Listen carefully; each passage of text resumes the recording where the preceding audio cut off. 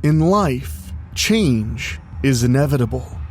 But can the same thing be said about death? Is it truly the end, or can there be a lot more to it than that? What happens when you're given the choice? When you're asked to give a no or yes? There's a chill in the air. Must be fall. Join me for a tale of Halloween. You will experience tales of horror, ghosts, and death. It is not recommended for the weak at heart.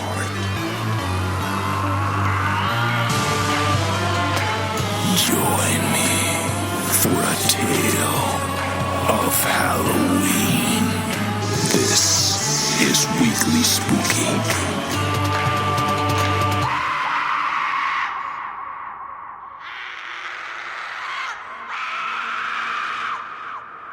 Hello, my spookies.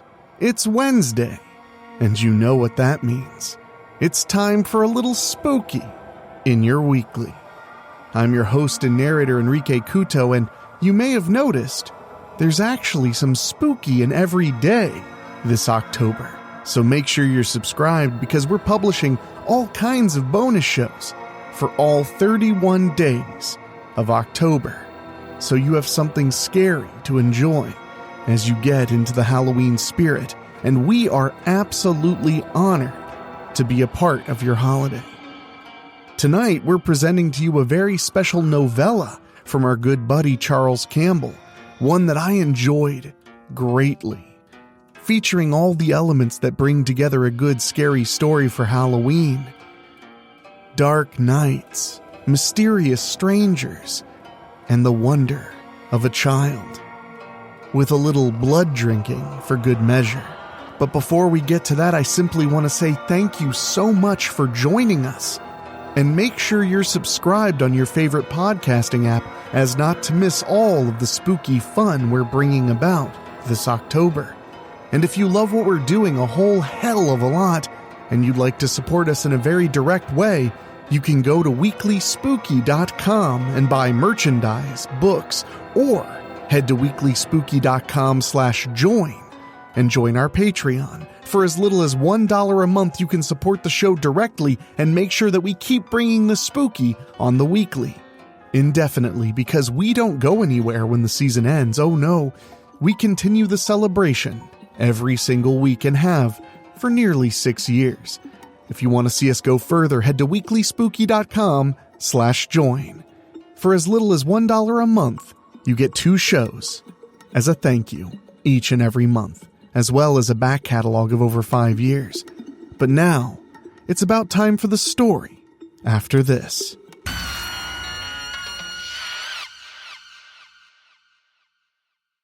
The Final Yes by Charles Campbell. I'm 227 years old. Relatively young for my kind, but still old enough. Winter is my favorite time of year, because the nights are longer, and the air outside suits the coldness of my flesh. I've turned a few people in my life. The catch is there are rules to turning people to vampire, and the first of which is they have to agree to be turned. In other words, the turnee has to say yes. Let me back up for just a moment. Before you get to the yes, I guess the first thing is targeting the next vampire, preferably young and with no immediate family to speak of. Although this criterion isn't set in stone, there is the occasional notable exception. My notable exception is 73-year-old Molly McBride. I can't say that I found Molly because the truth of the matter is that my progeny led me to her. After learning of Molly's story and how I factored into it, I am compelled to sit here on her front porch until the sun rises. From Molly, I received my final yes. The following chronicles what happened here and what has led me to witness my first sunrise in over 2 centuries. Fall, 2012, 7:32 a.m. "Hello, sweetheart. Are you hungry?" Freddie Rogers asked the skinny, bow-legged girl sitting at the bus stop. 8-year-old Lisa Frausto gave Freddie a cautious look and nodded her head, yes. "Here you go." Freddie removed a package of cheese crackers from his jacket pocket and held it out to Lisa. Her gloved hand wavered slightly as she reached out to grab the food. "Lisa?" a soft voice began. "Who's your friend?" Molly asked from the screened-in porch. Lisa turned in her grandmother's direction with her eyebrows raised, giving a clear view of her light brown eyes. She opened her mouth to speak when Freddie interjected. "I'm sorry, miss?" "Don't matter who I am, mister. What are you doing talking to my granddaughter?" Molly's own light brown eyes were trained on the new stranger. "Hey, don't take offense. I was just walking by and she looked hungry," Freddie answered. "I feed her just fine, stranger," Molly fired back. "I asked her if she was hungry, and she said she was. Didn't you, sweetheart?" Freddie turned his gaze back on Lisa. "Gran, I did tell him I was hungry," Lisa said, now standing closer to the edge of the sidewalk. The bus would be there at any moment. "You know what I've told you about talking to, and worse yet, taking things from strangers." "Look, miss," Freddie started. "Mister, this ain't none of your affair, so shush it." The bus hissed to a stop right beside the little auburn-haired girl standing in her usual morning spot. "We'll discuss this more when you get home, young lady." "Yes, Gran," Lisa muttered as she stepped into the big yellow bus. "I'm sorry, I'll be on my way," Freddie said as he started back down the sidewalk with the bus pulling away, leaving behind a trail of black smoke. The maintenance budget must have taken a hit for the new school year. "What's your name, stranger?" Freddie stopped mid-step and turned to face Molly once again. "The name's Freddie Rogers. And who are you?" "My name is Molly McBride." "Well, Mr. Rogers, where are you headed?" "I'm headed to work. I work at the finance company downtown." "I kinda gathered it was some type of office work by the way you're dressed." Molly noted the neatly pressed dress slacks and button-up shirt with tie underneath his light blue jacket. "I'm sorry about that with your granddaughter. No harm meant, I promise. I know who you are now, Mr. Rogers, and I know where you work." Molly smiled as Freddie waved back at her and continued his trek to the office of Fraser Financial. 3:33 p.m. The screen door slammed shut and the sound of little feet filled the hallway. "Gran! Mom! I'm upstairs!" Molly yelled through her open bedroom door. She was working on ironing that day's wash. Her daughter, Karen, hadn't made it home from work yet. She was usually home before Lisa, but not that day. Gran, Lisa took the steps 2 at a time and sported a wide ear-to-ear grin when she stopped in the doorway. "What is it, dear?" Molly set the iron down on the back of the ironing board and moved toward Lisa. "Where's Mom?" "Still at work. What's got you grinning like that?" "Gran, I gotta wait on Mom, 'kay?" Lisa's freckled face had a small smudge of dirt on her right cheek, and the faintest line of sweat had formed on her forehead. "That's fine. We'll still have to discuss what we do when a stranger speaks to you." "I'm sorry, Gran. I didn't mean to." "Dear, there are bad people out there. They can pretend to be good, and some of them may even be good. But you should never speak to strangers, and you should never, ever take anything from them.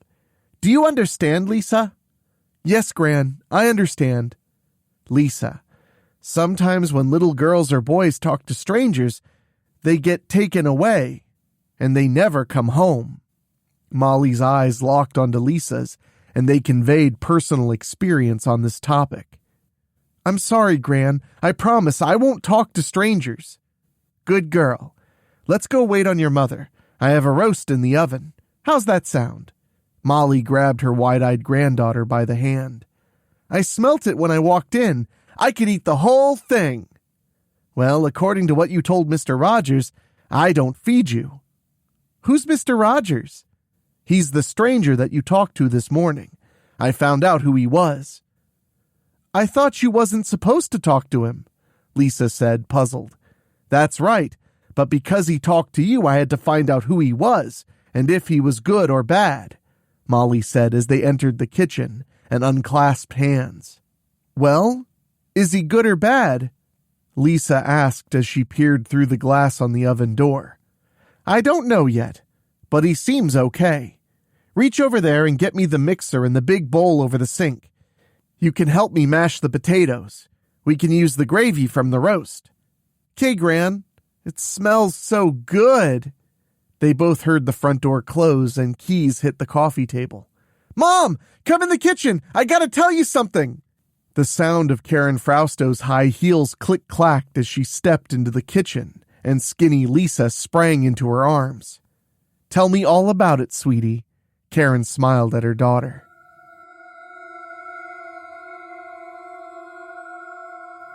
A late night at work had turned into an early morning for Freddie Rogers. The end of the month was here, and the books had to be reconciled before the division manager arrived at 8 a.m. later that morning. He was on the brink of a mental collapse when he logged off his computer. Freddie was the only employee left in the office. The other 3 full-timers had left at 8 p.m. the previous evening after logging in 12 hours. Now I wish I had a car, or even a bicycle, Freddie mumbled to himself as he grabbed the light blue jacket from the coat hanger beside the office entrance. Freddie stared at the illuminated keypad for a few seconds, trying to remember the correct alarm code, before tapping the numbers 7295. The word armed flashed in bold letters. Freddie had 28 seconds to let himself out and lock the door behind him. Ooh, it's quite nippy, Freddie said aloud as he stepped into the colder-than-average fall night. Downtown Langley, South Carolina was empty save for a gimpy white and brown cat accompanied by a small black mutt. They were both staring at him, hoping for a handout, from behind a couple of garbage cans put out in front of Langley RX, no doubt for an early trash pickup. A low-lying fog hovered over downtown, covering the street lamps, making them look like blurry circles of light hidden inside of a cloud. Freddie pulled up the collar of his jacket and began to walk the sidewalk back home. His loafers felt heavy, and he kept his eyes trained on the sidewalk in front of him. Freddie was just beginning to fall into a walking version of highway hypnosis when he heard a whisper. Hello, over here. Freddie stopped his march and stared into the fog for a good 5 seconds before replying. Who's there? I'm hungry, mister, the whisper returned. Are you the little girl I saw yesterday? What are you doing out here at this hour? Freddie placed his right hand out in front of his forehead as if he was shielding his vision from the sun. He was trying to make out the demure figure standing just behind the street lamp.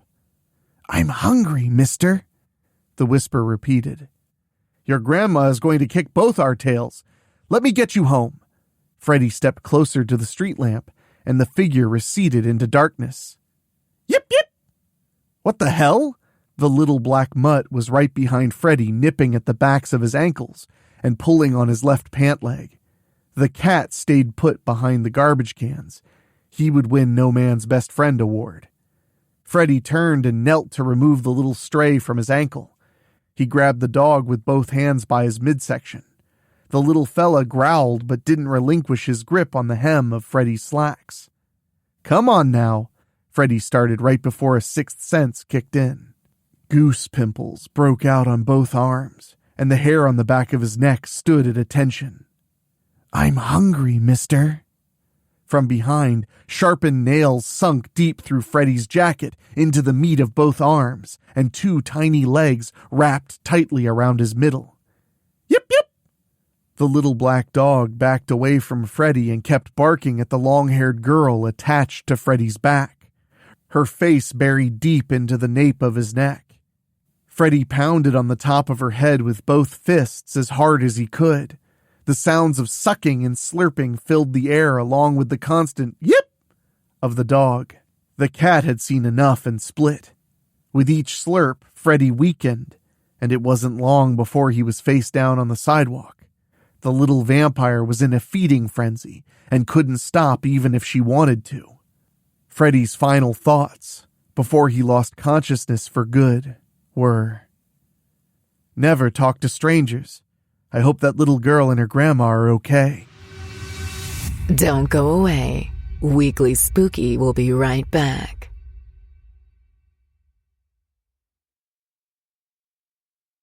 "You look like you're about to burst, sweetheart. Tell me what it is," Karen said as she placed her finger under Lisa's chin. Lisa wriggled her nose a little and replied, "Mom, I got a special letter from Mrs. Wilkes today." "Where is it? What did it say?" Molly asked.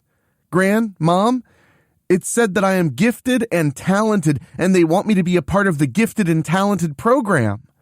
Lisa pulled a neatly quarter-folded piece of paper from her back jean pocket and handed it to Karen. "I don't need a piece of paper to tell me you are gifted and talented, Poodle. I've always known that." With that, Lisa wrapped her arms around her mother's waist. Karen winked at her own mother with pride, and Molly smiled back at her. There were 3 gifted and talented women in this household. Strong, too. Karen Frausto was a 34-year-old widow, which made her one of 2 widows in the house. Her father, Milton, had passed away 6 years before. Her husband, Jeffrey, was killed in a 7-car pileup on I-20 2 years ago, when Lisa was just 6 years old. He was on his way back from the Atlanta airport when an elderly woman driving an older model Thunderbird crossed through the median just past the Appling, Georgia exit and plowed head-on into a silver Jetta, setting off a tragic chain of misery, starting with her husband Sebring plowing into the back of the already demolished Jetta at over 70 miles an hour, and so on, with the 5 vehicles behind him. Fast forward a couple of years, and Molly was firmly entrenched as caretaker for her 2 girls. Karen had shown no interest in other men since Jeffrey passed away. Her focus was on providing for Lisa. Karen's official title was Advertising Sales Executive, a fancy name for a salesperson, working for the local Fox affiliate, and she worked late on this particular day, closing a deal with the Ford Auto Group, renewing and upselling their current television package. A nice commission would be coming to Karen and her family. "I'm so proud of you, sweetie. Your daddy's smiling at you right now. I can feel it." "Oh, I know he is, and your grandfather is right there with him," Molly said as she moved a chair from under the kitchen table, patting the seat, inviting Lisa to plop down for supper. "Mom, that smells so good." Karen smacked her lips. "You sit down right there and I'll fix both of my girls a plate." Molly lived to take care of her girls. If it weren't for them, she'd probably be pushing up daisies, milkweed, or something up from the ground. The 3 strong women ate supper and talked about how gifted and talented little Lisa was. 12:05 a.m. "I know you're hungry. Please don't remind me again," the skinny man with ashy skin and no hair on his head said to his little companion. "I need to eat. I have to eat," the dark-haired girl with oil-black eyes replied. The fog was beginning to settle in, and they stood outside of the Frausto residence under the street lamp at Lisa's bus stop. "We beat the others here. You go down that way and find a dog or cat or something to tide you over." The bony finger pointed down the sidewalk that headed into town. "I'll move across the way and see what I can find. I'll meet you back here in this spot in an hour. You understand?" The little vampire nodded her head. Her long black hair had no shine and no bounce. It was the hair of the dead. The hunger pangs knifed into her and put her in a single mindset. Would she die? No. She was a vampire, and the hunger would gnaw at her and torture her for relief, but she would not die. Only the brief pain of a wooden stake or a burst from the yellow sun would do that trick. The pain of hunger was so bad that she wished for either of those options as she shuffled down the sidewalk, listening for anything she could grab that would gush blood, giving her relief. The hungry little vampire walked well past the hour deadline set by her companion until she heard a yip, yip. There were 2 little tender morsels in the forms of a little black mutt and a white and brown cat parked behind some garbage cans. Shannon rolled her tongue across her fangs and took a thirsty gulp as she started out from under the street lamp. She stopped her approach when she heard the jingling of keys and eased back into the shadows. The footsteps moved steadily closer, and she could make out the man looking across the street at the yapping dog and the "you stay over there and I'll stay over here" cat.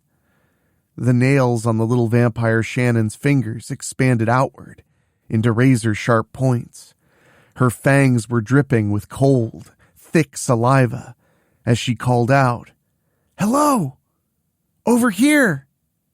The man paused, looked in her direction, and yelled out to her, "I'm hungry, mister!" Shannon licked her lips as Freddy took his final steps. Karen escorted Lisa to the sidewalk in front of their home and waited with her for the smoky bus to arrive. This was a rare treat for them both, because Karen was usually up, dressed, and on her way to the station by 6:30 a.m. most mornings. She figured that she deserved a morning to make her daughter and mother breakfast and see Lisa to the bus stop. She closed a big upsell the day before, so she deserved this morning's send-off. "Mom, what was Dad's favorite color?" Lisa asked. Her shoulder-length auburn hair was pulled into tight braids on both sides of her head. The same light brown eyes that belonged to her mom and her gram were wide when she asked the question. Lisa remembered her father for sure, but she was only 6 when he died, and she didn't get to know her father very well in that short span of life. His favorite color, the movies he liked to watch, was he a football or a baseball dad? Those types of things. His favorite color was the exact color of your eyes. He stared into them for hours on end when you were a baby, Karen replied, trying not to well up. These questions weren't sad, so she fought through her instinctive reaction to release the tears. "Mom, what color were his eyes? In the picture in my room, they looked sort of green. Were they green?" "Yes, sweetie. They were emerald green, and they were beautiful. He adored you so much." That did it, and a single tear was released from the bottom corner of Karen's left eye. "Oh, Mom, don't cry. I'm sorry." Lisa dropped her pink tin lunchbox along with her neon lime book bag on the sidewalk and gave her mother a tight hug. In mid-hug, the smoky yellow bus stopped right in front of them, with its all-too-familiar squeal and smoke cloud. "You go on to school now, Miss Gifted and Talented. I love you." Karen handed Lisa her lunchbox and gave the back of her head a quick stroke as she turned toward the bus. "Bye, Mom. I love you too. Bye, Gran," Lisa hollered as Molly watched from the front porch. "Bye, dear. Love you. We're having chicken and dumplings for supper." Karen watched with hands on hips as the bus pulled away in a smoky cloud, and then walked back toward the house, stopping briefly to remove the morning paper from the paper box. In the age of iPads and smartphones, Molly still subscribed to the Aiken Standard. She was from the old school and liked getting newsprint smudged on her fingers every morning. "Mom, I miss him," Karen said. "I know you do, sweetie. I know you do." You're not safe yet. Weekly Spooky will be right back. 1:02 a.m. "Shannon, the others are here." Victor said as he opened the back door to the, up until recently, vacant mobile home. It was a double-wide that had seen better days, but it was sturdy enough for Victor and his progeny to take refuge. They shared the back bedroom during the daylight hours. The windows were covered in sun-blocking film that Victor kept handy. Oh, the life of a vampire. Victor, it's so good to see you. And you, Shannon, my dear, you are more beautiful every time I set my eyes on you. Veronica trained her black pools on the little bloodsucker at Victor's side. Veronica, you are too kind. Tell me, where's Ivan and Sandra? Are they with you? Victor held out a pasty hand. You mean Neil and Sandra, Victor. I know you do that on purpose. Oh, they are out hunting for hobos or some unfortunate kitty cat or stray pooch. They'll be here soon. Veronica was stunning, the kind of vampire that is imagined in movies, novels, and the occasional cable series. She had waist-length, cloud-white hair that wisped when there was a breeze and lent itself to be touched when you got close. Unlike Shannon's black tresses, Veronica's did seem to have some sort of life. Her body-hugging black dress accentuated her natural curves, and she had no problems getting food. She drained her last meal the previous night, right after he came for the last time. Veronica was the walking, talking embodiment of a beautiful death. The heavy cranberry lipstick set against her pale face and flawless skin along with pearly white fangs made her one of the most beautiful creatures on the planet. Veronica was the queen of this hive, and Langley, South Carolina was supposed to be a brief stop. Only, it didn't quite work out that way. Downtown. Yip, yip, yarr.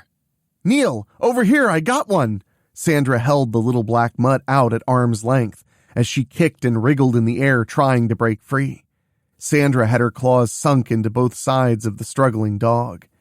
Hold him still. I got something too. Neil stepped from behind the pharmacy building, holding the hand of a skinny, run-down crack addict. Simon Fargoni had lost his soul in Vietnam. What remained was a drug-rattled body that operated on the most primal of levels. Feed the hunger, check out of this world for a while, rinse and repeat.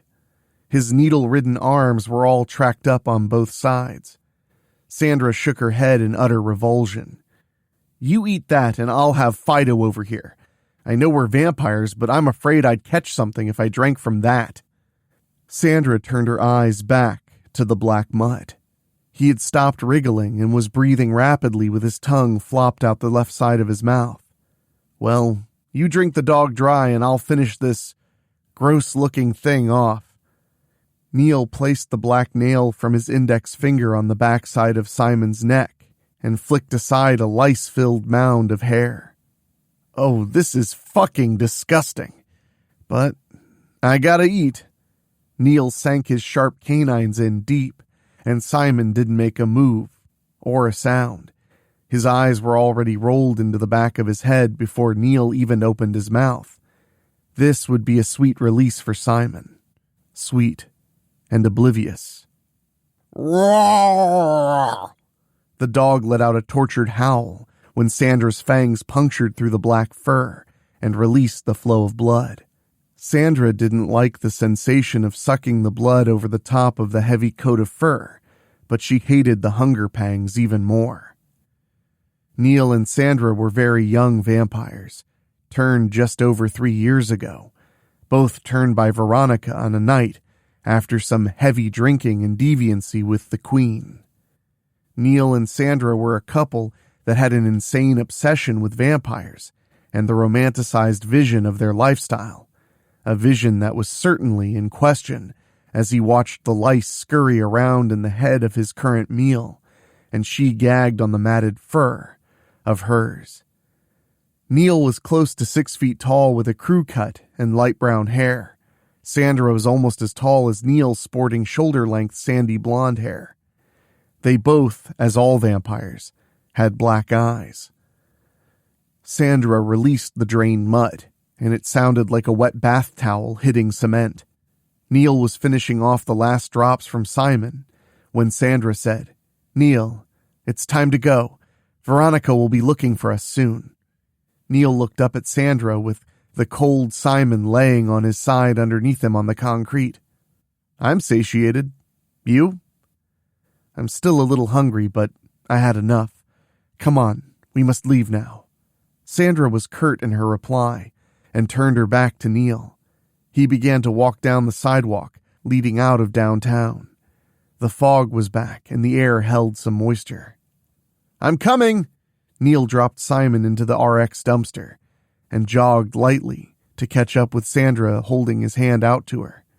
She glanced down at her side quickly, but didn't take his hand. She continued to walk at a rapid pace. 9 minutes later. "What took you two so long?" Veronica asked the approaching pair. "Took a while to find a vagrant," Neil replied. "And you?" Veronica asked, looking in Sandra's direction. "I ate a dog and it was bad, but not as bad as the man Neil drained." Sandra twirled the ivory bracelet around her wrist. "Was he a little black dog?" a quiet voice asked just above a whisper. "Shannon, that you?" Sandra moved toward Victor, who had been silent since they walked up. Shannon stepped from behind him. "Yes, it's me. Was it a little black dog?" she asked again without looking up. "Yes, it was," Sandra answered. "Is it a problem?" Neil asked with aggression in his tone. "No, it's not a problem," Victor interjected as he stepped back in front of Shannon and kept his full focus on Neil. "Let's all go inside for a talk, and we'll figure out where we're going next. Sound like a plan?" Veronica asked, trying to lighten the tension. "Victor, may I go for a walk?" Shannon asked. Victor was the only one she trusted. He turned her, and he cared for her. The others just frightened her. Victor gave a cursory look to Veronica, and she gave him a slight head nod. "Sure, my dear.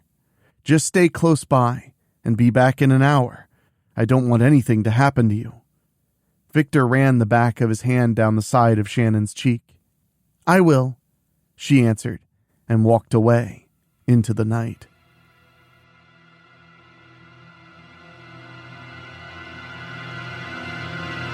Lisa couldn't go back to sleep.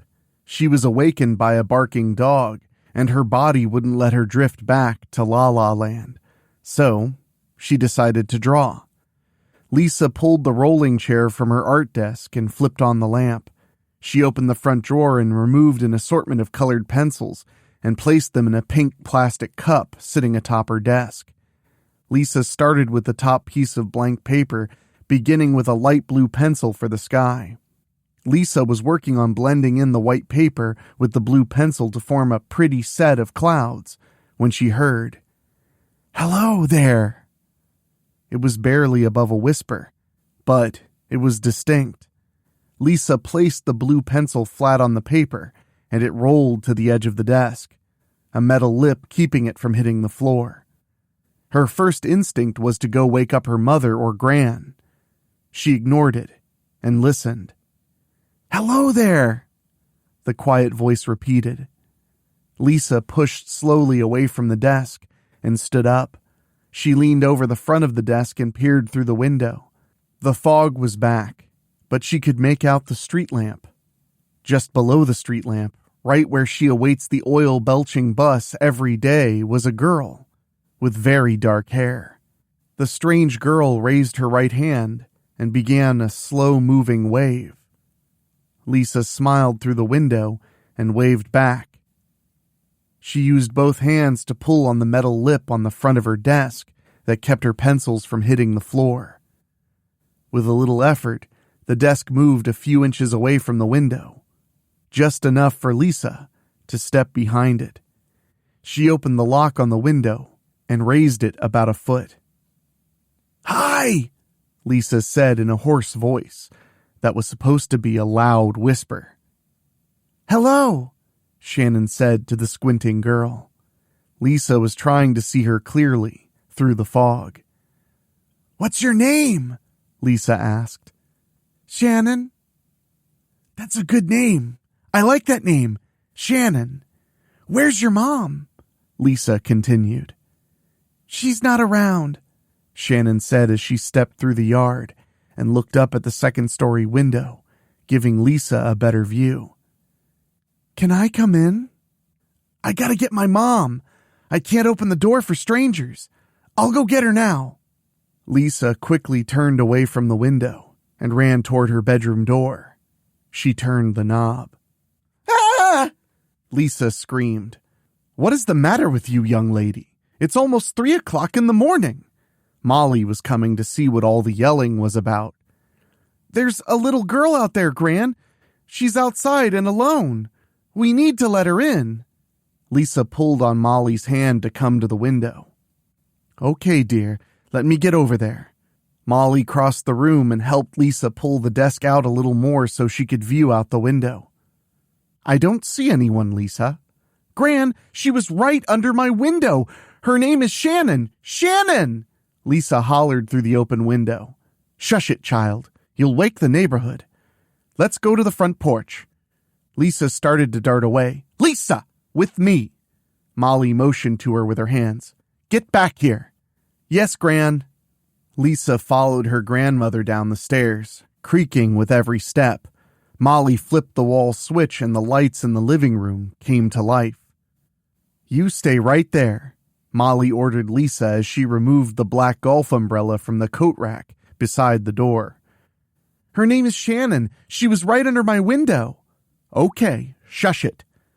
Molly glanced out the window before slowly opening the front door.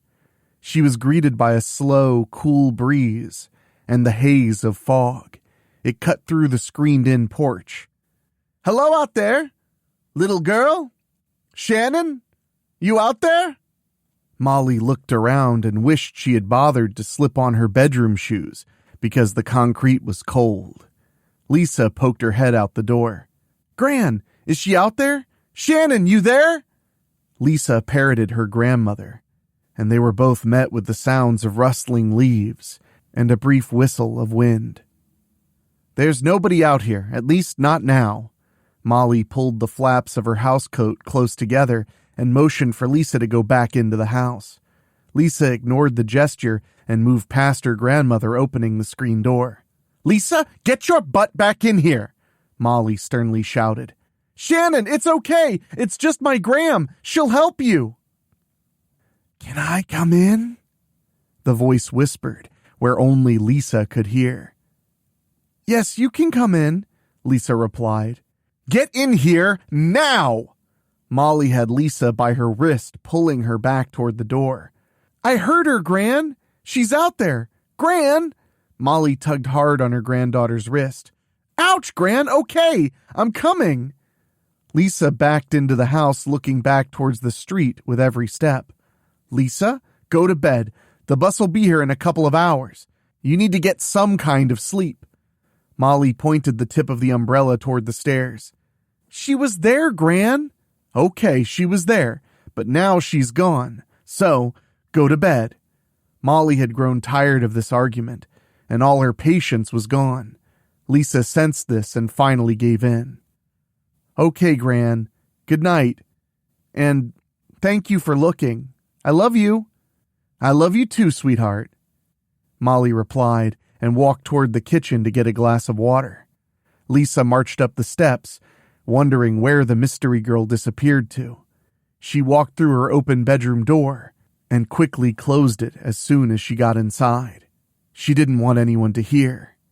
Vampire Shannon was sitting in the corner of Lisa's bed, with her legs crossed and her hair covering her black eyes, index finger held to her lips to indicate silence. Once the door was closed, she lowered her hand and said, "Lisa, pleased to meet you. How did you get in here?" If you thought that was scary, just you wait. Weekly Spooky will be right back. Victor stood in the center of what passed for a living room. In the double wide with a hand on each temple, nails protruding, digging into his cold flesh, producing a small trickle of blood on each side of his face. Veronica and her brood watched as Victor whispered quietly, "Shannon, it's time to return. Your creator commands you to come back." Victor relaxed his hands and waited by the trailer door. The first signs of an orange hue were beginning at the base of the skyline. Dawn was upon them, and for the first time ever, Shannon didn't respond to Victor. Veronica leaned close to Victor, stuck out her pink tongue, and licked a line straight up the right side of his blood-trailed cheek, stopping at his ear with a frosty smile, and whispered, "I guess Shannon found something better." Victor turned his head to meet her gaze, their noses almost touching. "Dawn is here, Veronica. We must sleep back here." He led the three of them to the sun-blocked bedroom. Veronica immediately took the bed and invited Victor to lie beside her. He took his position on the floor, while Sandra and Neil joined their queen. "She'll be back tonight, Victor. Don't worry," Veronica reassured. "Or maybe she won't. Or maybe she's really dead now. Who knows?" said Neil, as he looked down on the floor at the older vampire. "Stop it, Neil!" Sandra grabbed Neil from behind by both shoulders and pulled him out of Victor's sight, which was just as well. Neil was one more comment away from becoming goo on the mattress. Lisa's bedroom, 3 hours earlier. "Through the window. You left it open and I jumped up," Shannon replied. "You can't jump that high. How did you really get in? Did Gran leave the back door unlocked? She does that sometimes," said Lisa. The only light in the room was from the desk lamp, and Shannon's hair sheltered her face just enough to conceal her eyes. "Lisa, I like you, and I'm a little hungry, but I promise I won't hurt you. I can get you something to eat. We have plenty downstairs. I just have to be careful not to wake—" "No," Shannon cut her off mid-sentence. "I don't eat what's in your kitchen. I eat a different kind of food." "What do you eat?" Lisa asked, curiously, still not getting a clear view of Shannon's eyes. "Let's talk about that later. Tell me more about you, Lisa. I want to be your friend. You're much nicer than the company I usually keep," Shannon said, purposefully keeping her eyes obstructed. "Well, I live with Gran, and I know you saw her just a little while ago, and my mom. Her name's Karen. My dad got killed a couple years ago in a car wreck. I remember him, but I don't, if you can understand that." Lisa twirled her hair as she tried to get a closer look at Shannon's face. "I can understand that. I remember my daddy, but I don't remember him too." "Your dad's gone too?" Lisa crossed the room from her rolling chair to the edge of the bed. Shannon just stared down between her crossed legs. "Yes, Lisa. My daddy's gone too. It was so long ago, but sometimes it doesn't seem that long ago." Shannon lifted her head to meet Lisa's gaze. Lisa reached forward with both hands and parted the hair from Shannon's eyes. "Oh my!" Lisa reacted first to the frigid white skin, then what looked like two black marbles set against the whites of her eyes. "It's okay. Please don't scream. I just need a friend. I don't want to go back right now," Shannon said. Her face remained expressionless. "I won't," Lisa started. "Are you a vampire? I've seen pictures in books. Are you like the ones on TV?" "Yes, I am a vampire, Lisa, and no, I'm not anything like the pictures in your books or the ones on TV. I don't want to be a vampire anymore. I just want to go back to my time and live a normal life." "Your time?" Lisa asked, positioning herself on the bed right in front of Shannon. They both sat Indian style facing each other. "I was born in 1939. Have you ever watched The Wizard of Oz?" Shannon asked. Lisa nodded her head yes, and Shannon continued. Well, that was the year that movie came out. I remember my mother talking about it over and over as a child, and one day I got to see it with her at the Nickel Movie on Broad Street. It was glorious. The world was black and white. Dorothy was taken to a faraway land, and the world burst into full color. Well, Lisa, my journey has been quite the opposite.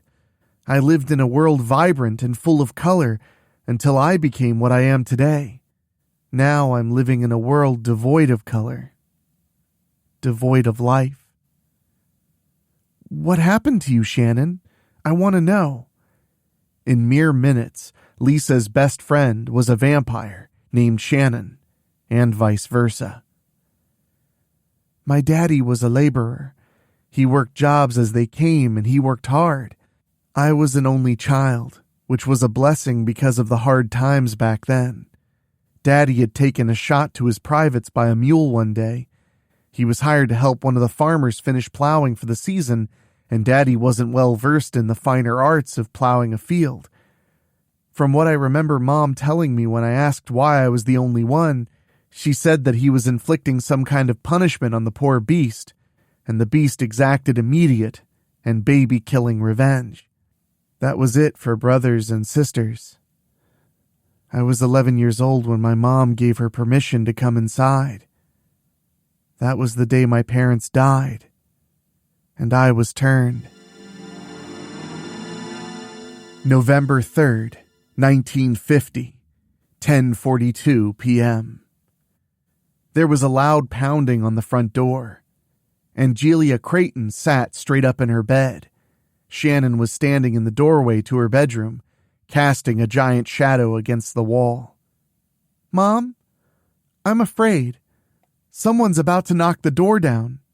Shannon was trembling in her bare feet and nightgown, but it wasn't from the cold air. "Geez Louise, Shannon. It's your father, 3 sheets to the wind again." Angelia removed her robe from the bedpost and slipped her arms into the sleeves, leaving the front loose. "His keys are probably in his pocket. Come on." Shannon followed her mother out of the bedroom and down the hallway as the banging continued. Angelia turned on the front porch light and peeked out the window. Gerald was there all right. He was hunched over with his white t-shirt untucked from his unbuckled work pants. His left arm was draped over the neck of a white-haired woman. She was rapping on the door with her left hand, her right firmly around Gerald's hip. "Hello!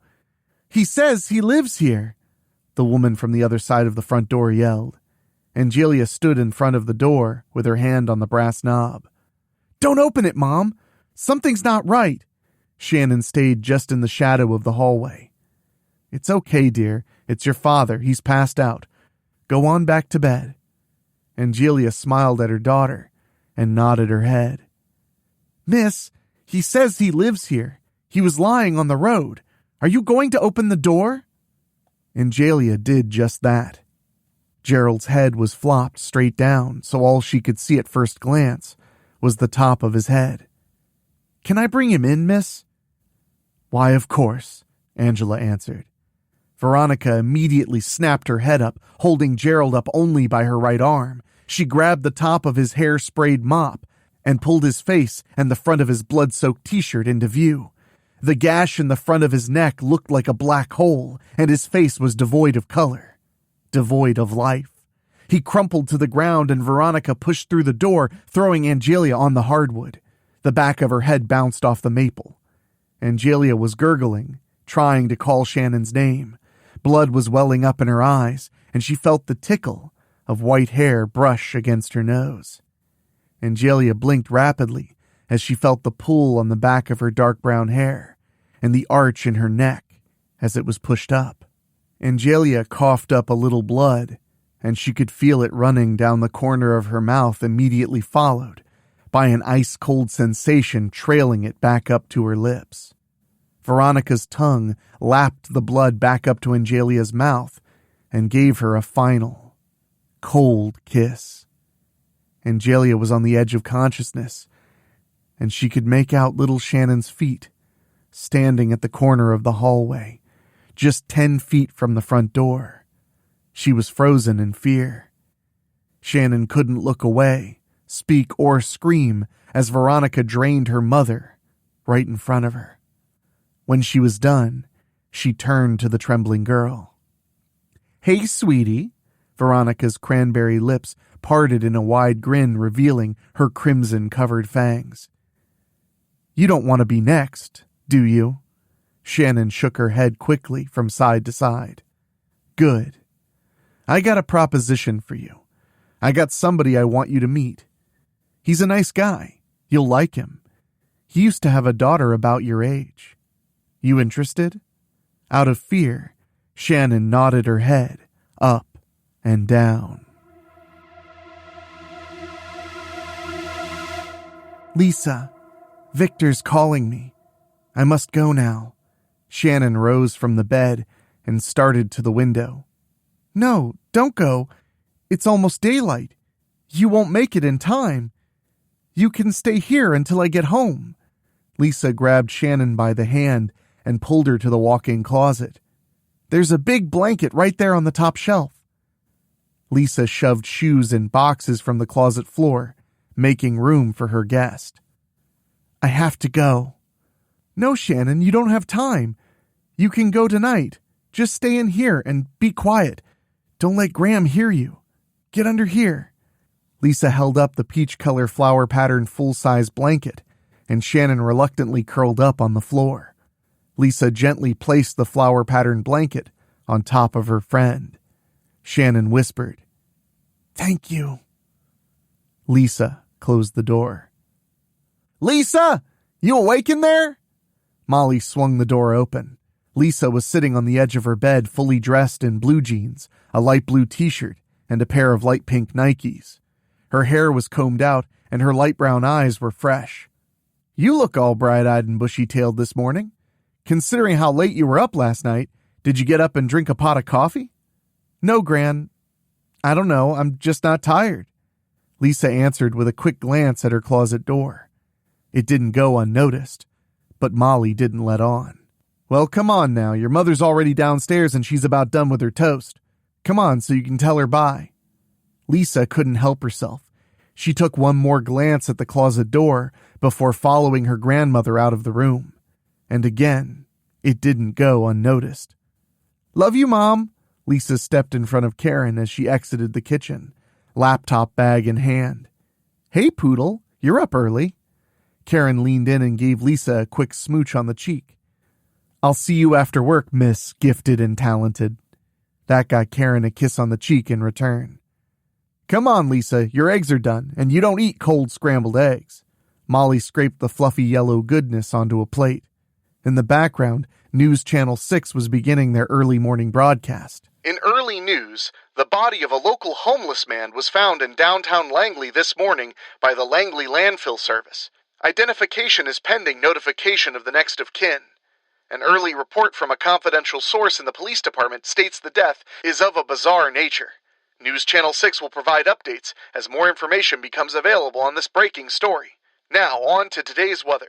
"I'll bet that's Simon," Molly said. "You mean that old guy that rides his rusty bike on the sidewalk?" Lisa asked, wondering if her new friend knew anything about Simon's demise. The answer would be yes. She knew what Neil had done. Shannon was much more discreet in her victim's disposal. Nobody ever found a trace of poor Freddie. His would go down as an unsolved missing persons case. If you're not afraid, then you're already dead. Weekly Spooky will be right back. Karen was at work, and Lisa was on her way to school. Molly was in Lisa's room with one hand on the knob of the closet door. Something inside of her said, "Molly, don't turn that knob. Just go back downstairs and get the breakfast dishes washed up. Then go watch Judge Judy. Don't turn the knob." "It's nothing. It's really nothing," Molly said to herself. She released the doorknob and did an about-face to make Lisa's bed. Molly started at the base, tugging on the sunshine-patterned bedspread so that she could get to the bed sheets underneath. There was a large spot in the center of the bedspread. It was dark and faded, like something had pulled the color out of it just by sitting on it.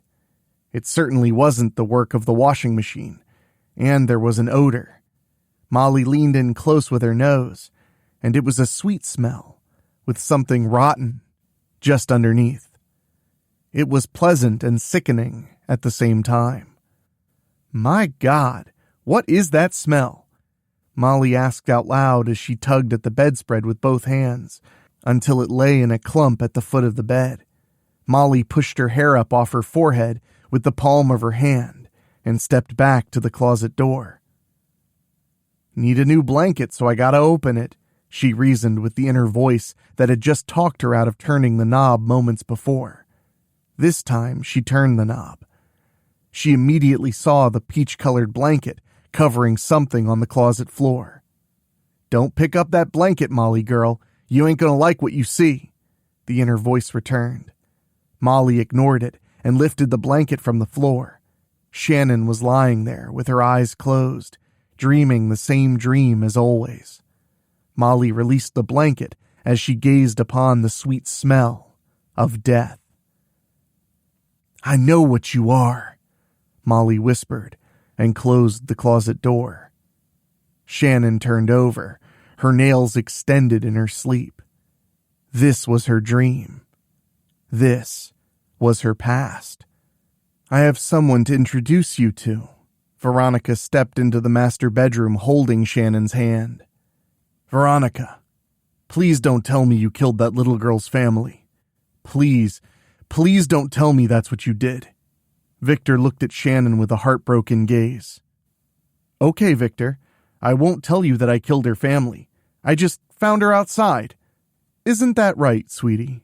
Shannon was still firmly in Fear's grip and would have shaken her head yes if Veronica had asked her if elephants were lavender or if the moon was really a big rubber ball. Veronica! Victor slammed both hands on top of the oak dresser, sending splinters of wood flying as it buckled in the center. Why? Vagrants, vagabonds, and animals. That was what you agreed to. Victor wanted to fly across the room and rip her throat out, but logic quickly set in before he could act on that urge. Victor was old and strong, but Veronica was older and stronger. And she was the queen. You call for your little girl in your sleep, Victor. I thought you'd be happy. I got you a new one. You are one ungrateful beast, Victor. I'm still up for a snack. Guess I'll empty her, too. That registered with Shannon, and she tried to pull her hand from Veronica's icy grip. Veronica reached with her other hand and pulled hard on the back of Shannon's long hair. No, please! Shannon screamed as she finally found her voice. Victor sprang across the room, grabbing Veronica by the top of her white hair, pulling her face back away from the screaming prey. Victor, now we're getting somewhere, Veronica smiled. The faint trails of dried blood looked as if they were painted down the corners of her lips. Veronica released her grip on Shannon. There was no escape from the room. Absolutely no way she could make it to the door. Shannon's survival instinct kicked in, and she scrambled on her hands and knees until she was under the bigger-than-king-sized bed. The bed was enormous and had almost 3 feet of clearance underneath. Well, Victor? Veronica started as she peeled Victor's hand from around her neck. Should I go under there and get her? Or are you? All 3 of us know she's not leaving this room alive. I hate you, Veronica. I hate you for doing this to me and to her. What did she do to deserve this? Victor asked, knowing the unfair choice he was going to present the frightened child. Blame her drunken daddy. He was the one that could barely walk home. He presented the easy meal and showed me where he lived to boot. I didn't even know he had a child. She was a bonus. Oh, and I know you don't hate me, Victor. Veronica moved toward the bed. Just stop. You've done enough. Leave the room. You know I can't let her just walk out, so please, leave. Victor rubbed the top of his bald head. He was dressed in an elegant black suit with black leather shoes that were surprisingly quiet when he stepped. As you wish, Victor. Just call out if you need my help. Veronica power walked out of the room with both hands on her hips and glanced back over at Victor before she closed the door. Victor knelt down with his hands draped over his knees. "Hello. First thing I want to say is I'm so sorry about your mom and dad. I know you're very frightened, child, and I wish I could truthfully say that I'm not going to hurt you. But I can't say that. I know you heard Veronica say it, but I am Victor. What's your name, dear?" "Shannon," a whisper came from under the bed. "Shannon, I must ask you a question, but you must understand that either way, you will not leave this room alive." Victor lightly tapped the floor with his nails. "Mister, I don't want to die. Please don't kill me." Shannon's voice was breaking, and she cried as she spoke. Victor looked down at the floor, so ashamed of what Veronica had done, and of what he would have to do. But he was going to let Shannon decide which way it was going to be. "Shannon, either way, you are going to die tonight. But you can rise up and become a vampire like myself and Veronica, or you can be put in the ground. I know this isn't an easy choice. If you decide to rise again, you will have my protection. If not, you may or may not go to a better place. Maybe a place you heard about sitting in your church on Sunday. But you won't be of this world. You have to tell me now, before Veronica comes back. If Veronica comes back, she'll make the decision for you, and she's not as compassionate as I am. But you know that already, don't you?" Shannon slowly crawled from her hiding place with tears streaming down her face. The tops of her knees were skinned up from the floor, and her nightgown had pulled free from her right shoulder. The 11-year-old Shannon spoke. "I don't want to be put in the ground. I'll stay with you." "So, I'll ask you, Shannon, do you want to be turned to vampire?" Victor locked eyes onto her. "Yes," Shannon replied. Shannon spent the next 50-plus years regretting this decision. If it were hers to make again, she would have a headstone right beside her mother and father, and she would be in the ground. There's more scares where that came from. Weekly Spooky will be right back. It was almost time for the bus, and Karen had just pulled into the driveway. Molly was sitting on the front porch, waiting for her daughter. Karen stepped out of her old but paid-for burgundy Ford Taurus. Her dark brownish-red hair was a little tousled and out of sorts. She had her laptop bag under one arm and a huge stack of papers under the other. Molly propped open the screen door and held out a hand. "Here, Karen, give me that bag." Molly grabbed the laptop. "Oh, thank you, Mom." Karen brushed by Molly, and the screen door clanged shut behind them both. "How was your day, dear?" Molly asked. "Oh, it was fair to middlin'. I had double-booked a meeting with 2 clients this morning and had to move one to the afternoon and had another in the middle of the day, so I didn't get to eat the lunch you packed. So I am starving," Karen said with a big smile. The grin took Molly back to when her daughter was a little girl, back when she smiled at her that way with her pretty brown eyes all lit up. The simple things still excite her, like the prospect of Mom's cooking. "Well, dear, you are in all kinds of luck today because there's a fresh pot of chili simmering in the crock pot and an entire package of Oscar Mayer hot dogs in the refrigerator, just waiting to be thrown on the griddle," Molly said. Karen kissed her on the cheek in delight. "I think I'll have the chili minus the dogs. Do we have any saltines?" Karen asked.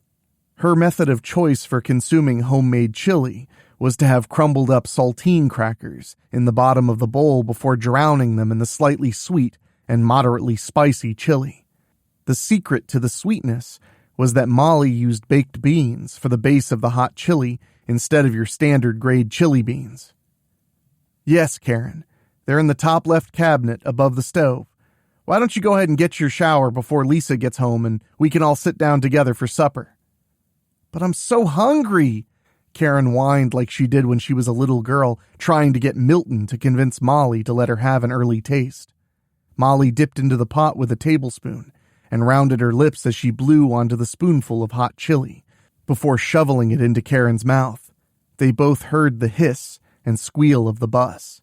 Now go on and get your shower. We'll eat directly. Molly made a shooing motion with her hand. Yes, ma'am, Karen said as she turned toward the stairs. There was the noise of the screen door, a book bag hitting the floor, and the familiar footsteps running by the kitchen for the stairs. Lisa, wait a minute, young lady, Molly yelled out to her granddaughter. Dang it, Lisa mumbled under her breath as she turned around and stepped into the kitchen. We have something to discuss and we need to talk about it quickly. Your mother's upstairs and I would rather not get her involved if we don't have to. You know what I'm referring to, don't you? Molly's brown eyes were looking directly into Lisa's. There was no point in trying to feign ignorance. The jig was up, and Lisa knew it. Yes, ma'am. That's Shannon, the Shannon we were looking for last night. She just needed a friend, Gran. Lisa finally broke the staring contest with her grandmother. I know what she is, Lisa, and I know there are others like her that'll be looking for her. I've had a run-in with their kind before. As soon as it turns dark, I want her out of this house. Do we understand each other? I understand, Gran, but the people she's with aren't nice. They're not people, and I'm not nice either, dear. Not when it comes to protecting you and your mother. I'll put a piece of wood in her right now. Is that what you want? No, Gran. Please don't do that. She'll leave when the sun goes down. I promise she will. Lisa's voice had a twinge of panic in it. She could hear her mother walking down the stairs. The taste of the chili induced a 3-minute shower. Okay then, not a word to your mother, and let's be done with it.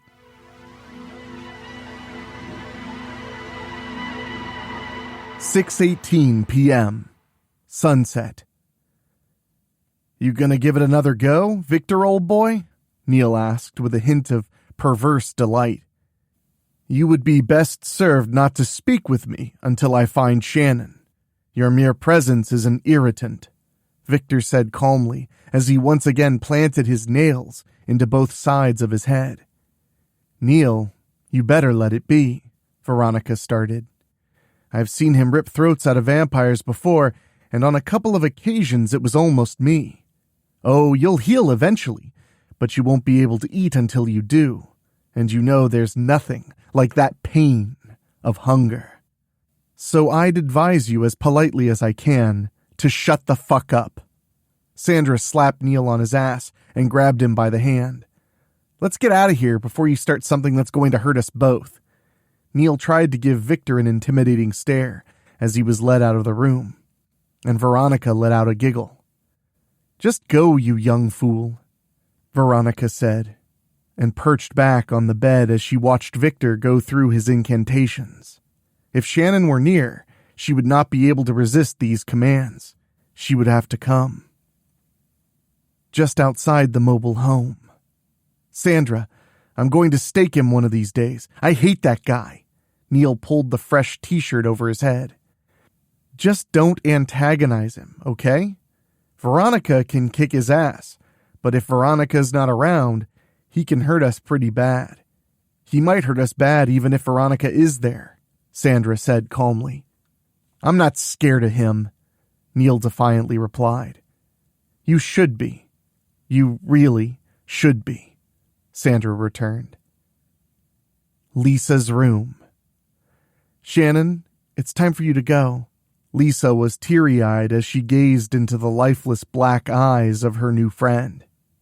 I know. Victor's calling me right now, and it's taking all of my focus to stay here for even another minute. Shannon held out her hand, and Lisa grabbed it. It was a cold sensation, and her black nails were sharply tipped, but retracted.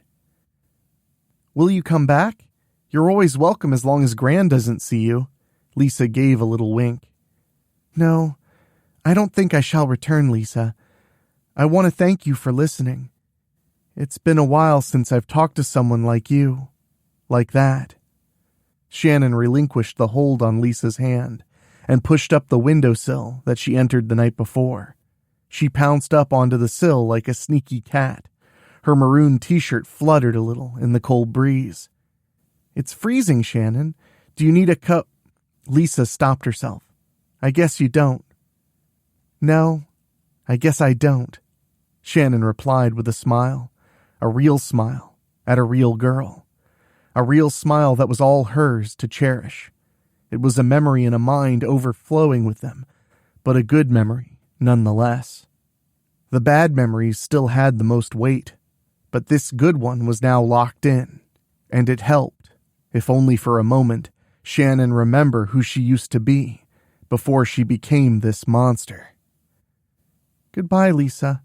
Shannon flipped backward out of the window, her shirt fluttering in the wind and jeans rubbing together as she brought her legs above and around her head in a backward somersault, with her white sneakers crunching the leaves underneath her as she landed. "Goodbye, Shannon." Lisa's eyes released the tears. Shannon was at the edge of the Frausto's lawn when she heard a voice that she had rather not encountered. "Shannon, where you been, you little vamp? Your butthole creator is looking for you," Neil said, smiling with fangs on display.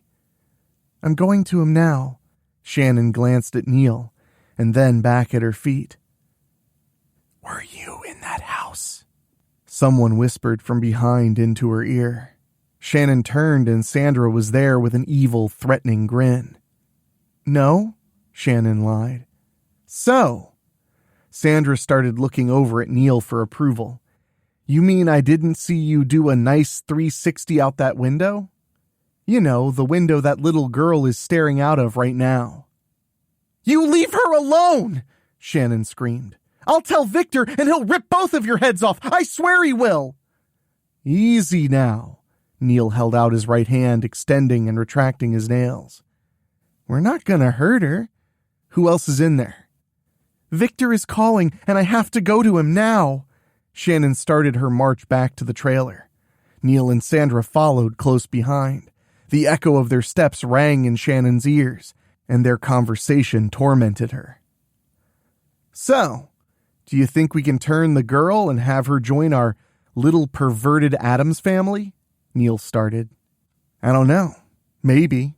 I'm wondering what sort of groceries are living with the young lass," Sandra answered. "Oh, I don't know." Neil kept going. They were both almost brushing against Shannon as they followed so close behind. "I think we need to go back and case it out." Shannon came to a hard stop, her nails on both hands fully extended, pivoted around quickly on her left foot as if she were doing an about-face. A very important detail that both Sandra and Neil forgot was that Shannon was older and stronger than both of them combined. They mistook her size and her tendency to hide behind Victor for frailty and weakness. Shannon's fangs dripped as she ripped across both of their bellies in a crisscross pattern. Neil immediately howled in blinding pain. "Ah!" Sandra's fangs dug into her lower lip as she placed her hand over the hole that Shannon had just made. She stared in amazement as Shannon turned around and continued her walk to Victor. "You leave them alone or I'll kill both of you." Shannon disappeared down the sidewalk. When Neil was certain she was out of earshot, he chirped out an unenthusiastic, "Fuck you." "Oh, aren't you the brave one?" Sandra said as she helped him to his feet. "Oh, I'm not done yet." Neil smiled and turned back toward the Frausto home.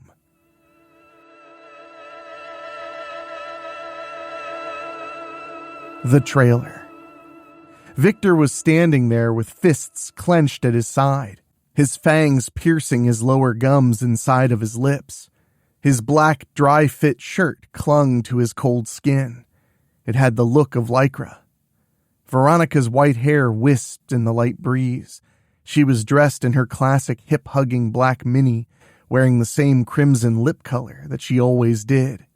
They were both transfixed on Shannon's steady march toward them. Something was different in her walk. There was anger. "Shannon, I take it you have a good explanation," Victor began. She stopped right in front of him, slowly raising her stare to meet his eyes. Veronica snickered behind him, and Shannon's eyes darted to her. "What's wrong, sweetie? Cat got your tongue?" Veronica licked her lips and continued. "You didn't see my fruit bats out there, did you?" "I saw them," Shannon answered. "What is wrong with you, Shannon? Did something happen?" Victor placed both of his hands on her shoulders. "Yes, something happened," Shannon said with her eyes still trained on Veronica. "Well, I'm having all sorts of fun guessing, but why don't you just go ahead and spit it out?" Veronica's smile disappeared and turned, just like that, into a wicked sneer. An all too familiar sneer that used to scare Shannon, and probably still should. "I left them back there. I hurt them, but not too bad." Shannon moved her eyes back to Victor, and she hesitated slightly before she continued. It didn't really matter because Sandra and Neil certainly weren't going to keep their traps shut when they got back to the Queen Bee. "I met a little girl last night. That's where I was, Victor. We talked all night and I felt human." "You felt, what did you say? Human? Really? With your fangs all out and dripping all over the place?" "Please." Veronica burst into laughter. "Shut up, Veronica." Victor raised a hand over his head with a clenched fist. "You heard me call you?" Victor asked. "I did," Shannon returned. "Don't do that again," said Victor. "I won't," Shannon replied. "Enough of this shit. Why did you hurt my babies?" Veronica stormed through Victor, shoving him to the ground, and dug her claws into Shannon's shoulders. Shannon didn't flinch as Veronica locked eyes with her. "They threatened to kill her, and I hurt them. I told them if they hurt her or her kin, I'd kill them, and I meant what I said." Veronica felt a twinge of, was it pride? "Well, my little Shannon," a fresh grin spread across Veronica's face as she retracted her claws and rubbed Shannon's arms, painting them in blood. "I've never seen this side of you. I like it." Shannon stepped around the white-haired vamp and assisted Victor back to his feet. A Veronica blindside wasn't easy to get up from quickly. Victor had been the victim of his share. "Well, you said you didn't hurt them all that bad, so where are they?" Veronica started down the sidewalk. If Shannon's heart had a beat, it would have went into high gear with that question. She had turned her back on them. She should never have turned her back on them. Did you hear that? Better check the locks on your doors. Weekly Spooky will be right back. Molly was watching through the slightly cracked bedroom door when the little black-haired vampire backflipped out of Lisa's window. Lisa was sobbing as soon as she stepped inside. "Sit down, Lisa. I gotta share something with you." She grabbed her granddaughter by the hand and led her to the bed where they both took a seat. Molly kept a hold of her hand as she continued. "I know you liked that little girl, and I'm sure she liked you, but she's not human." "I know, Gran. She told me things." "I know she did, but I need to tell you things now. Your mother's lying down.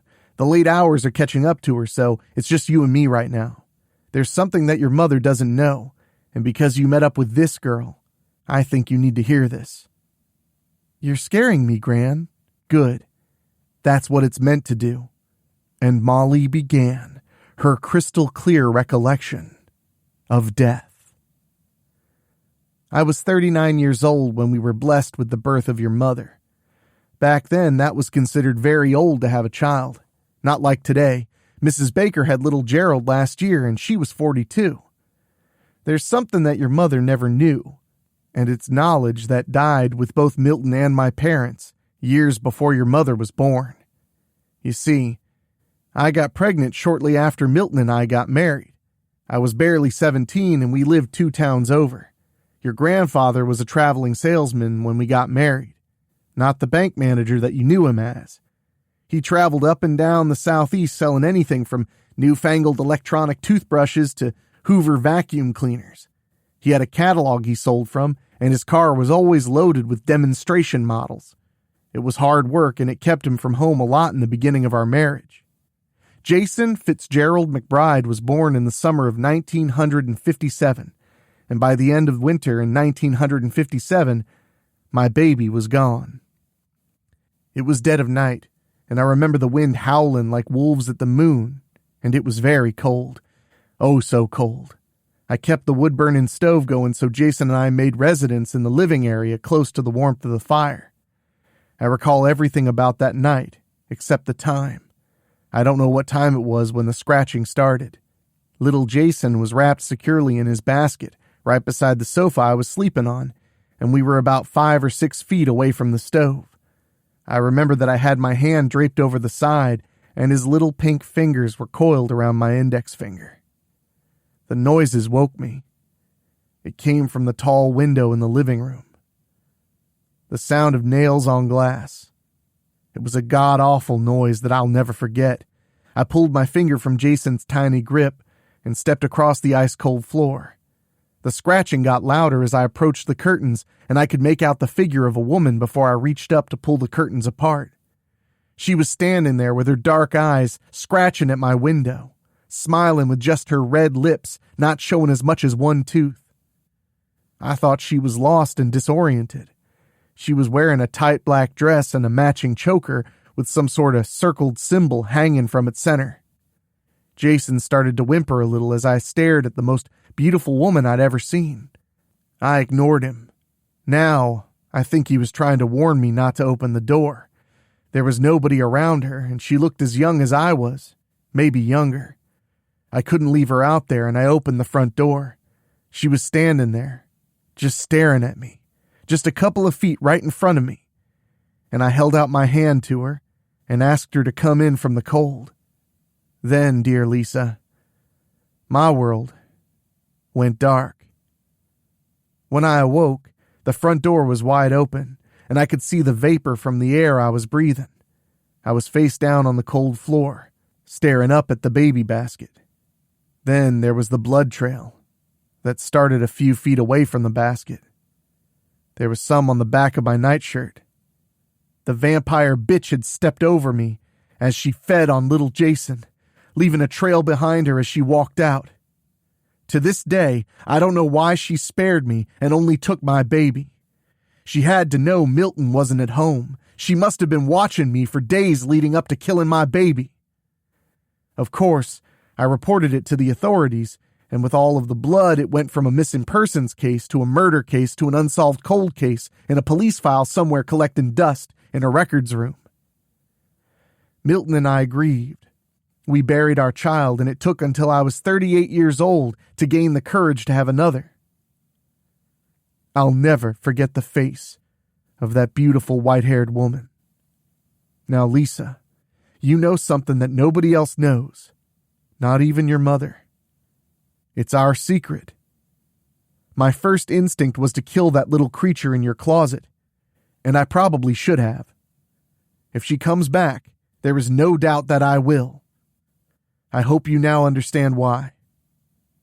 Gran, I'm so sorry. I'm so sorry. Lisa hugged Molly tightly around her neck, hot tears rolling down her cheeks.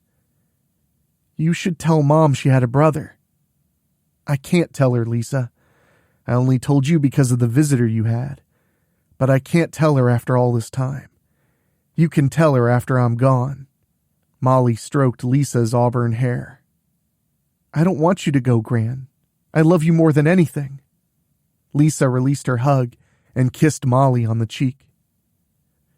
We all have to go sometime, dear, Molly replied. The door to Lisa's room creaked open. Well, isn't that precious? Neil asked while pulling Karen by the back of her hair and pushing her in front of him into the bedroom. Mom! Lisa shouted. It's so precious, Neil, Sandra replied, and held up her right hand to give an extended claw finger wave to Lisa. Let her go, said Molly. Oh no, Not yet, old lady. Playtime has just started, Neil replied, with his fangs on display. With blinding speed, Shannon passed Veronica on the street just off the left edge of the sidewalk. The stars were out and the moon was full. There would be no fog on this night. I'm right behind you, sweetie, Veronica said as she picked up her pace. Victor followed closely behind them. Shannon had one purpose. She didn't care about Veronica or Victor in that moment. All she cared about was getting back to Lisa. Her listless hair lay flat down the back of her neck as she pushed hard to get there, to get to that lawn and back into that house. Inside the Frausto home. I said, let her go, Molly calmly repeated herself. And I said, no, you old bat. Wait a minute. I said bat. Get it? I said you old bat, Neil said as he looked down into Karen's brown eyes. Look, just take me. Karen rasped out the words. The sharp pain of Neil's claws had now turned into a throbbing numbness. Just moments before, while Molly and Lisa were having their special talk, Karen was in the kitchen getting a glass of water when she saw the injured kid hunched over on the steps of the screened-in porch. His shirt was ripped in the center and soaked dark red. Without hesitation, she let the kid and his girlfriend into the house. As soon as she did, black claws were pushing into the front of her throat, enough to draw blood. Karen's head was snapped back, and she was led upstairs by another set of claws digging into her back. On the front of her nightgown, a black trail formed from the blood running down her neck and under the fabric. There was another black trail that soaked her lower back, some of it finding its way through the back of her panties. Let's just go, okay? I'll go wherever you want. I won't scream. Just leave them alone.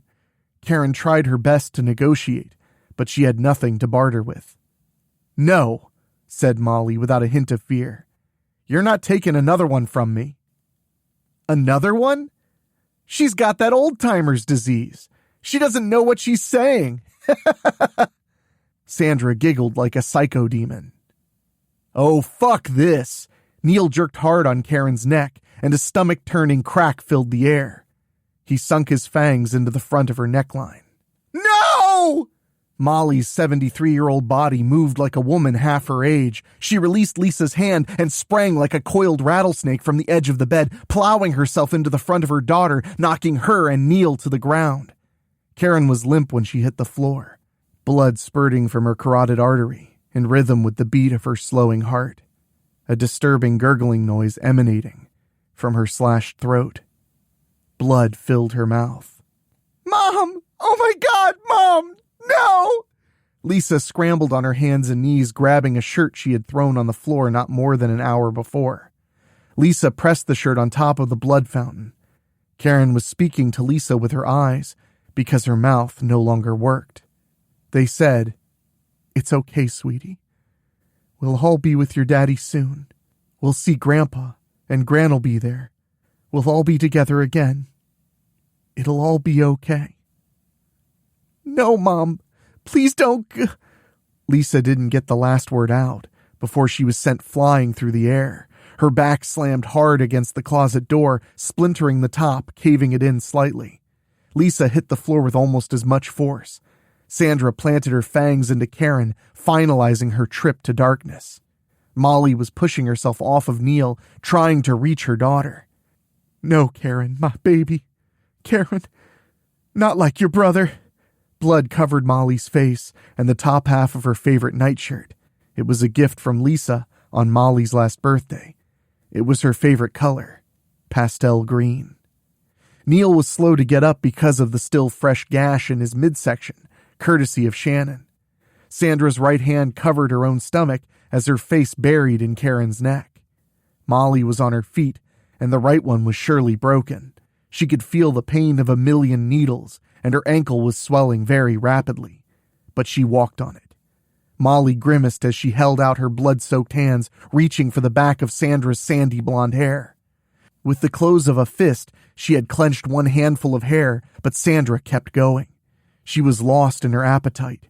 Neil struggled to his feet, As he rose, he slipped on the large pool of blood and stumbled clumsily forward, grabbing Molly, sending them both crashing back to the floor. Molly ripped out a chunk of hair on her way down, but Sandra didn't flinch as she was ravenously devouring the rest of Karen's lifeblood. Molly was face down, and Neil clawed up on and straddled her back. Molly was in excruciating pain when Neil leaned in close to her right ear. "I'm gonna turn your granddaughter, you old bitch. She's gonna be one of us." Then he sank his fangs deep into the back of her neck. If you're not afraid, then you're already dead. Weekly Spooky will be right back. Shannon was the first to the home, and she barreled through the screen door and flung the front door wide open. Her invitation was standing so she could enter without delay. She moved with the speed of a cobra tearing up the stairs, hesitating for just a millisecond in front of Lisa's door before sending it flying back into the little girl's room. Lisa was lying still on the floor in front of the closet, and Sandra and Neil were both furiously feeding. Shannon moved with a deadly elegance. It was so fast, but to her, it was all in slow motion. She almost glided to the right side of the room. The pink cup was still sitting right there on the top of Lisa's desk, with freshly sharpened wooden-colored pencils poking out of the top. Shannon's mouth was wide open as she moved, and the thick, cold saliva dripped heavy like a leaky faucet. She was getting worked up into her own frenzy as she pulled 4 sharpened pencils from the cup. A red one, a blue one, a black one, and a green one. Shannon gripped 2 in each hand and leaped high into the air as Sandra dropped Karen's cold, dead body onto the floor. It was too late for her when she turned toward the determined little vampire. Shannon let out a cry as she came down hard. "No!" The sharpened tips of the red and blue pencils pierced just below Sandra's left breast, and, with the speed of a bullet, Shannon pressed them all the way in with her right palm. "Oh no," were Sandra's last words. She began to shake violently. Her body was trembling all over, and blood filled her eyes before they burst, sending a crimson spray all over the walls. Sandra's chest sunk in, and the skin on her body started to boil. After a few seconds, it settled, and there was nothing but a pile of Sandra's clothes, and an ivory bracelet lying in a nasty black soup on the floor. Shannon was focused and didn't spend another thought on the dead vampire. Sandra had barely gotten the words "oh no" out when Shannon hit Neil with the black and green sharpened pencils just under his left shoulder blade. Neil pulled up from Molly and arched his back in pain as he screamed to the sky. "Ah! No! You can't!" Neil collapsed and flailed about for a couple of seconds before he was boiled away. The scream came from outside. "Shannon! I know what you did! You killed my babies!" Veronica was furious. Victor was standing just behind her, but neither one of them could come in because they weren't invited. Lisa still wasn't moving, and Molly was bleeding out. Molly whispered, "They can come in. They can come in." "No!" Shannon began, but it was too late. Veronica was immediately in the room with Victor right behind. Shannon was already in front of Lisa, standing over her. "Oh, you little blood-sucking bitch, I'm going to kill that little girl. You don't know what you did." Veronica's claws were completely extended, and she started towards Shannon. The bull rush wasn't going to work because Shannon was planted and prepared. "Stop it, Veronica, right now!" Victor grabbed Veronica by the back of her left hand. Veronica came back across with her right and left 4 razor-sharp lines across his right cheek. She followed that up with a hard kick to the groin that doubled him over. Shannon reacted while Veronica was occupied and dropped to her knees and raked her own claws across the back of Veronica's left calf.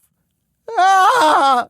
Veronica screamed out, and with quickness faster than Shannon or Victor had ever witnessed, Veronica had her talons buried into the front of Shannon's throat. She rose Shannon up off her feet and into the air with her hands flailing and clawing. Her feet were kicking violently. Veronica quickly pulled Shannon nose to nose and said, "Nighty-night." before launching her back across the room through the window that she had flipped out of earlier that evening. There was the splintering of wood and the shattering of glass, followed by a flood of cold air entering the room. Victor was still writhing on the floor, only beginning to recover when Veronica was on top of the little unconscious Lisa. Veronica was briefly taken with her auburn-colored hair and fair skin. "You! I know you!" Molly was standing. Blood was pouring out of the back of her neck, and her legs were shaking severely, threatening to buckle at any moment. But she was standing. Veronica slowly turned, gazed back at Molly, and replied, "I know you too. Your appearance has changed quite a bit, but I remember you. I watched you in that tender morsel for a good week before I scratched at your window." Veronica's attention was turned from little Lisa to the old lady, staring her down. "His name was Jason, my baby that you killed. His name was Jason."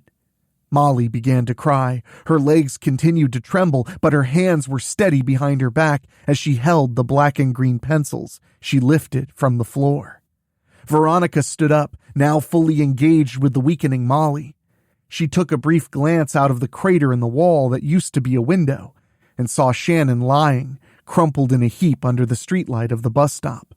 She could hear Victor shuffling on the floor, but didn't look back. "Okay, Jason, Mason, no girls he'll be chasing. Who gives a fuck?" Veronica walked through Sandra's puddled mess and stopped in front of Molly. Victor was up and slowly walking toward the women. He made it just around the corner of the bed when he bent down and scraped something from the floor. "What are you doing back there, Victor?" Veronica asked, keeping her eyes fixed on Molly. "I'm getting the girl," Victor said. Molly saw what was happening behind Veronica and whispered, "Please just finish it. Make it quick for me and my granddaughter." Victor slowly stepped toward them. Molly leaned in and Veronica pulled her close around her waist. They were locked in a deadly embrace, and Veronica opened up 2 new holes. These were in the front of Molly's neck, and she had hit the main pipeline.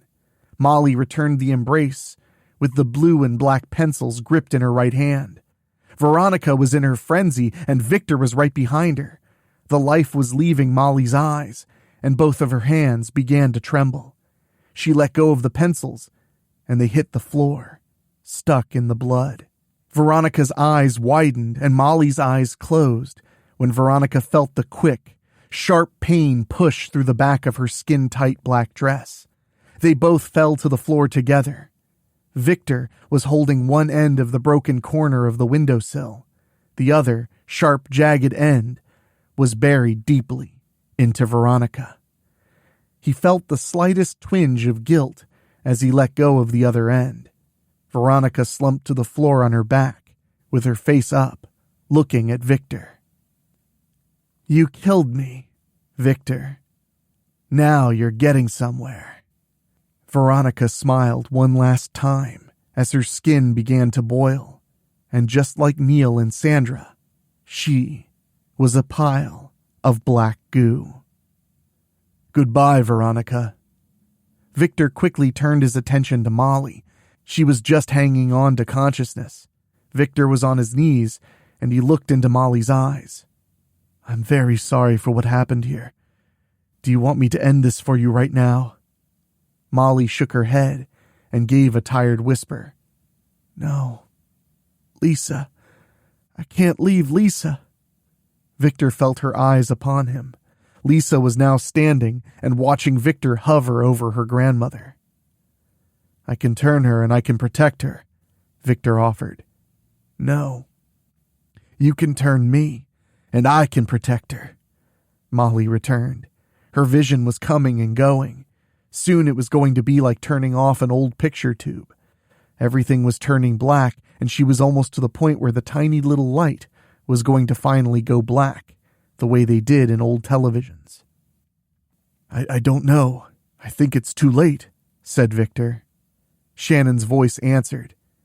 "It's not too late. Turn her, Victor. Lisa's mother is dead. Turn her now." Victor turned his sight upon the black-haired death angel, and if he was capable, he would have cried.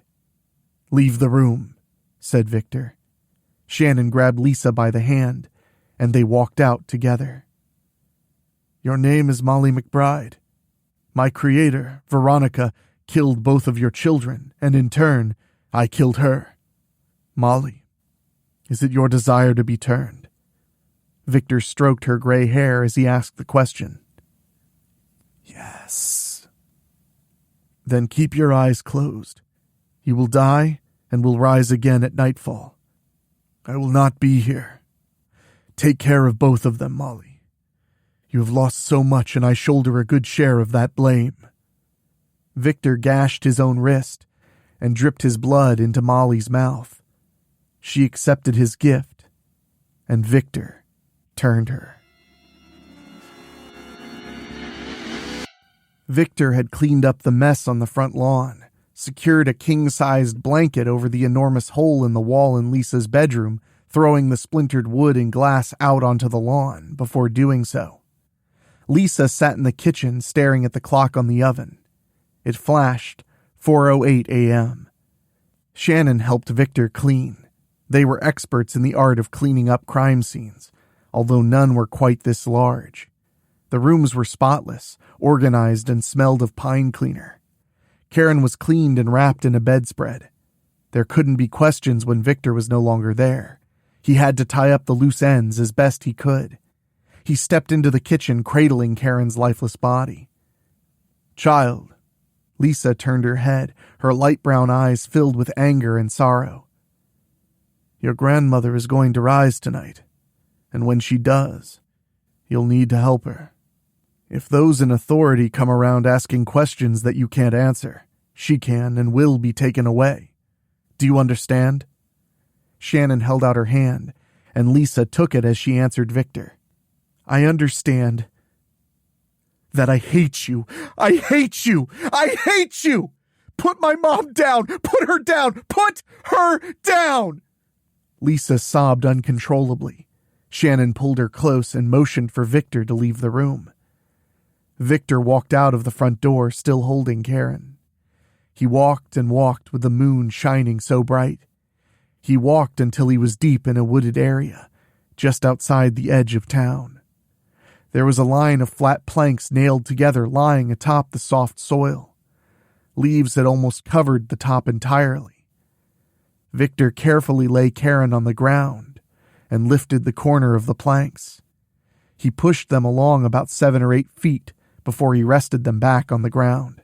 He tapped his foot on the top of the mound of soft dirt, and with his hands, he dug. Victor dug quickly until he finally felt a hand, then a torso and legs.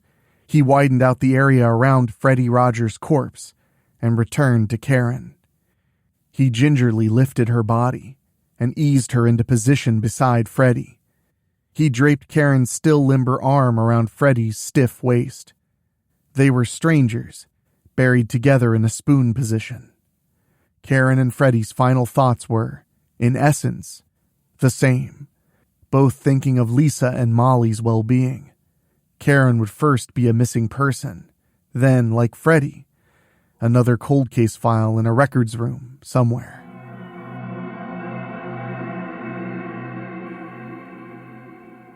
Shannon was on the porch awaiting him when he returned. "Victor, she's upstairs with her grandma. I made her understand. She has to stay with us now." "No, Shannon. Not us. You have to stay with them." Victor eased himself into the rocking chair. "Victor, you can't leave me. I have to follow you. You made me." Shannon was in a panic. "Oh, it's true that I turned you into what you are now, but I didn't make you. Somewhere in you, you maintained your humanity. Tonight I found mine again. I'm going to sit right here and see the first sunrise I've seen in over 200 years. Victor smiled and rocked steadily in the chair. "But Victor, I can't," Shannon began. "Oh, you can, Shannon, my dear child. You can and you will. You have to show them. You're the oldest, Molly will certainly sit on this porch one day and do what I'm doing. She's doing this out of the love of her grandchild. There is an education in Lisa's future. A marriage. Children. Once Molly is finished raising her, she'll be right here, in this chair. And who knows? You may be sitting right beside her, holding her hand, watching the sunrise. I've never told you this, Shannon. But I love you. I love you as I've loved my own daughter. You've made this old vampire very proud. Now, go upstairs and tend to them. Without saying another word, Shannon put her arms around Victor's neck and hugged him tightly. The screen door closed behind her. Victor rocked until dawn. Well, my spookies, I hope you enjoyed that story as much as I did. A story about endings and beginnings and how sometimes it's hard to tell them apart. Thank you to Charles Campbell for the wonderful novella we got to share tonight, and make sure to check out his podcast, Horror 421, for interviews with all kinds of people in the horror business. Directors, writers, authors, and of course, yours truly was even included. Horror 421 on your favorite podcasting app. Well, my friends, it has been an incredible October already. We're starting the second week, and today is already the 9th episode we've published. I hope you've all been enjoying what we've put out so far, and there is so much more to come. In fact, tomorrow you'll be treated to a very special Strickfield story. I made you wait a little bit, but of course, Strickfield will have a major role in this October. In fact, we have 2 novellas coming, so don't you worry. You'll be visiting Strickfield plenty, I assure you. And I want to remind you to give us your support at weeklyspooky.com/join if you love what we're doing. For as little as $1 a month, you can help keep the show going and get lots of bonus content. And speaking of, I want to say an extra special thank you to our Patreon podcast boosters, folks who pay just a little bit more to hear their names at the end of the show. And they are Johnny Nix, Jenny Green, Amber Hansford, Brent McCullough, Karen Weemet, Jack Kerr, and Craig Cohen. Thank you guys so much. And if you want to hear your name at the end of the show and get all the other bonus material included at Patreon, just go to weeklyspooky.com/join. Sign up at the $15 or higher a month tier, and you'll get all the goodies and, of course, my undying gratitude. But now it's time for me to get out of here. We have so much more to bring you, including a very special Halloween compilation this Friday. Don't miss it. Make sure you're subscribed. For myself, for my executive producers Rob Fields, Mark Shields, and Bobbletopia.com, my producer Dan Wilder, and my composer Ray Mattis, I will talk at you tomorrow. Thank you for listening. Make sure to find your way back next week. But for now, you are safe. Trust me.